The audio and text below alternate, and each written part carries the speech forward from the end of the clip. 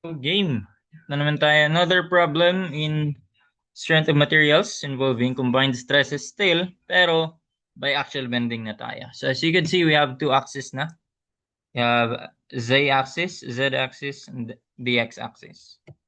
Okay, so given the figure for the post and loading shown below, so determine the normal stress at H and at K. Okay.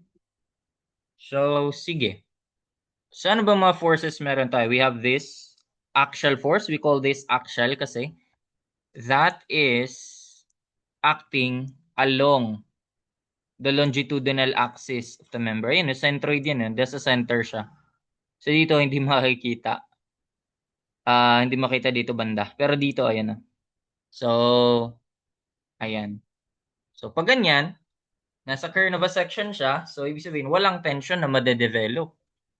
'Di ba? Kapag may compressive force ka, walang tension na madedevelop anywhere sa cross-section natin. Okay, only compressive lang. So that's it. That's our first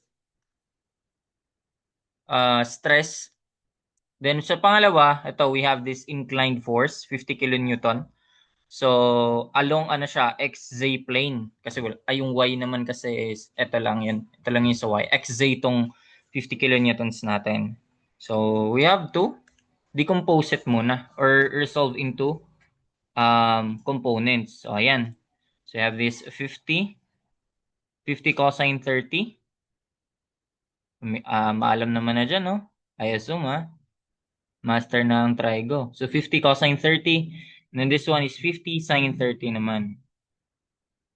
Nakakilonewton pala ako dyan. Sige, sige. So, kailangan ko masulat kasi baka maano ko to as naka-newton lang pala. So, 50 cosine 30. This one is 50 kilonewton and sine 30. So, ayun. Okay. So, itong 50 cosine 30, parallel siya sa x, di ba? So, wala siyang moment doon. Alam na yun, di ba? Statics. Pero about z, may distance siya. Okay. About z, or along z rather, about is paikot pala. So, dito. Ayan, ayan nga. So, around z meron siya. So, may moment arm siya along y. So, that is yung 375. So, ayan. So, sige. Ano yung magiging rotation niya? Pag ganito siya kay z, di ba? Okay, ano magiging rotation niya? Ganito yung magiging rotation niya kay z. Okay, along z. Tama? Okay, yun yung mz natin. So, ang mz natin is, basta andito naman yung figure, hindi tayo legalistic sa sign dito. Basta alam mo na yung rotation niya. So, ang mz is what? Ayun nga, 50 kilonewtons. Cosine 30. Cosine 30 then multiply by, ayan, 375 mm. Okay? So, sa MY naman, wala pala MY. MX rather. Meron ba? Sa MX, ito naman yun. Ito naman yung iikot kay X. So, paano yung ikot niya? Pag ganyan, di ba? So, pag ganyan siya. Pag, pag ganyan naman siya kay X. Okay. So, makita natin, MX is what? Yun, 50 kilonewtons. 50 kilonewtons, sine 30 naman. Then, a moment arm is also 375. Okay. Anong gagawin natin dyan? So, we have the moments na.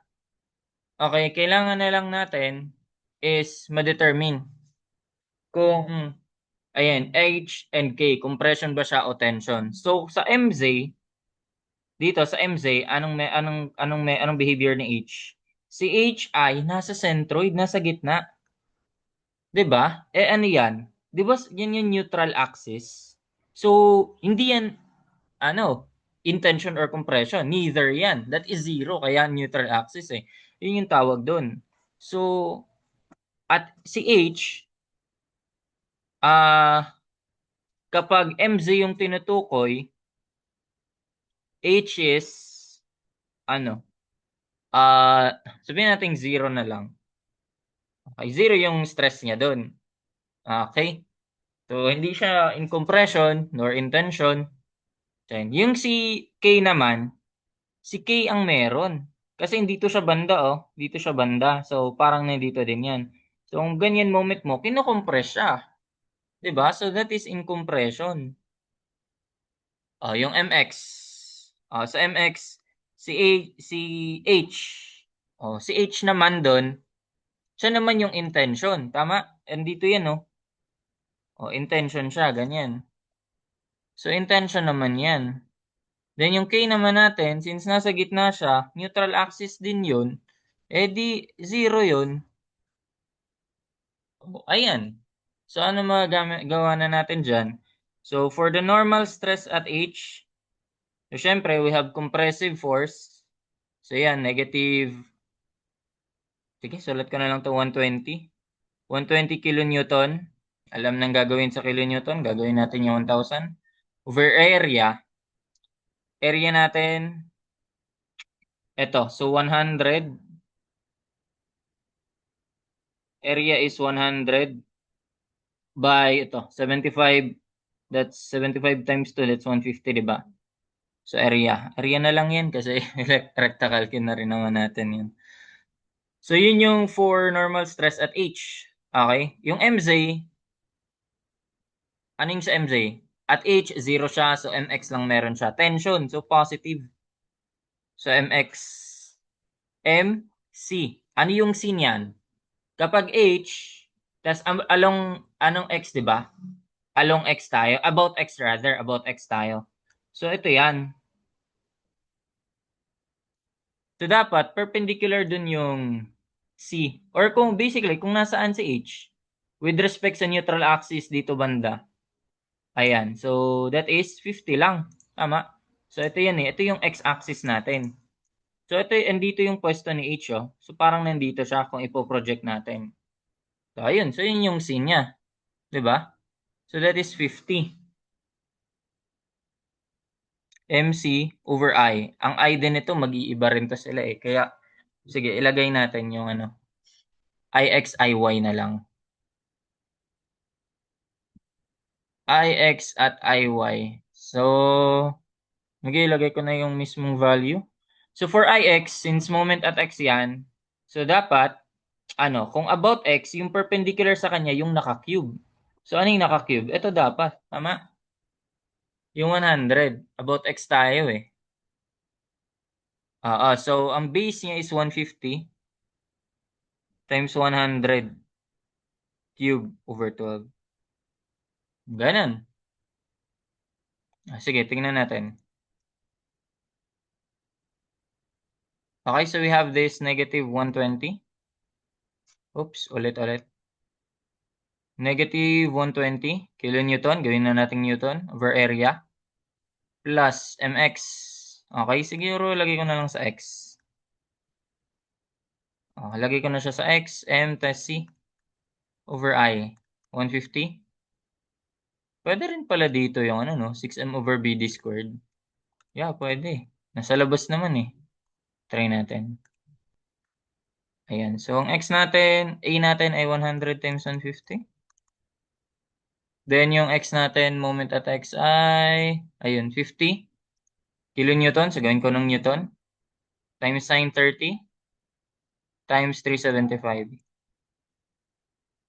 Boom. So, 29.5. Positive siya. That's intention. Ayun. So, 29.5 megapascals intention. For normal stress at ano naman, at K, so we have this still, compressive force, negative 120 kilonewton over area. Then, at K. So, si K naman, si K is compression naman siya sa MZ, so negative to. Dito 0 siya sa MX. So, MZ tayo. MZ, okay. Pag Z naman, so ito naman yung Z natin. Ayan. So, ang parallel dyan. So, ito yan, oh. So, ayan. So, ang perpendicular doon, so yun naman yung pwesto ni K. Ito. Dito si K. So, kalahati naman, 150 or yung 75 naman. So, 75 mm MC over I. So, ito magpapalit na rin. So, since MZ na yan, ito yung Z natin, ito yung X. So, ang perpendicular sa kanya, yun naman yung naka-cube. Papalit lang. So, 150 naman yung naka-cube. So, 100 times 150 cube over 12. Ayun.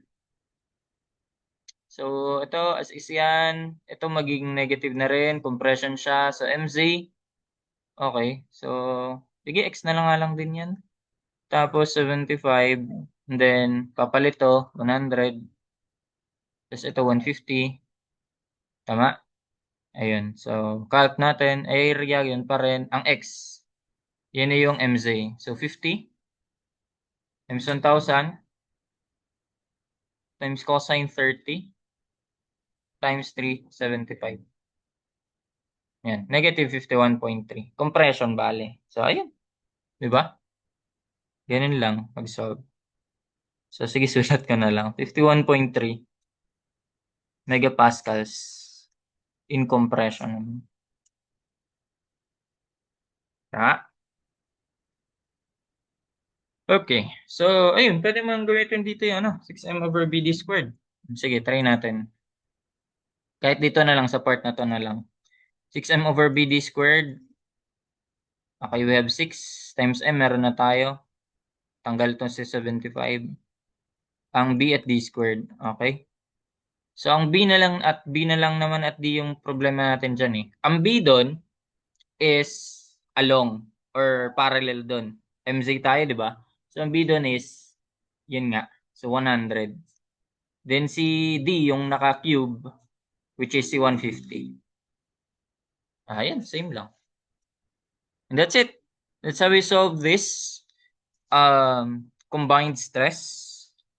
This, especially biaxial bending. We have moment at X and moment at Z. Pero ito, simple kasi yung isa, meron tayong nasa gitna eh. Nasa, tag ito, centroid, so 0. So, na-less yung natin. Na-less yung mga force or moments na gagamitin natin. That's it. Thank you.